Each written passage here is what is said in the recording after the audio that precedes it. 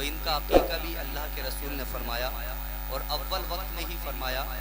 और उसके बाद आपने उनका सर के बालों को वो मूंदा, उसके बाद उसके बराबर चांदी आपने वज़न कर कर तकसीम फरमाई।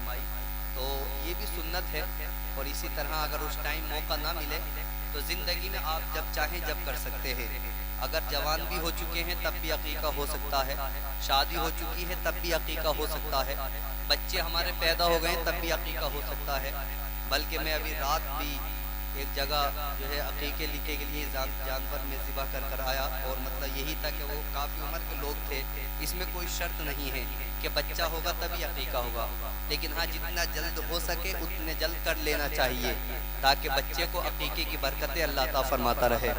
बहुत बरकतें हैं, बड़ा सवाब भी अल्लाह इसको अता फरमाता है, और ये जो है बहुत ही अच्छा काम भी है।